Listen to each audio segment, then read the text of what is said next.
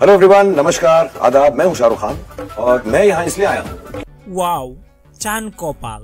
Champion লিগের পর Dhaka premier league DPL এ তাওহিদ হৃদয়ের তাণ্ডব। এবার ভাগ্য খুলে গেল তাওহিদ হৃদয়ের। আইপিএল এ দল পেল তাওহিদ। হ্যাঁ প্রিয় দর্শক, গুঞ্জন হলেও কথাটা সত্য। বিস্তারিত থাকছে প্রতিবেদনে। ঢাকা প্রিমিয়ার লিগ অর্থাৎ ডিপিএল এ ক্যাপাটে তাওহিদ হৃদয় মারকুটে ব্যাটিংয়ে তুলে নিলেন আরো একটি 50। বিপিএল এর পর চ্যাম্পিয়ন ট্রফিতেও এই তাওহিদ হৃদয় নজর কেড়েছে দর্শকদের। আর এবার ডিপিএল এ একের পর এক বাউন্ডারি হাঁকিয়ে আবারও সবার নজরে তাওহিদ।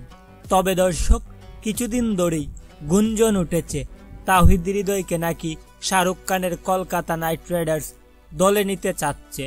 তবে খবরটি কতটুকু সত্য তা এখনো বিসিবি কর্তৃক জানানো হয়নি। প্রিয় দর্শক, এই বিষয়ে আপডেট পেলেই আপনাদের জানানো হবে। ধন্যবাদ সবাইকে।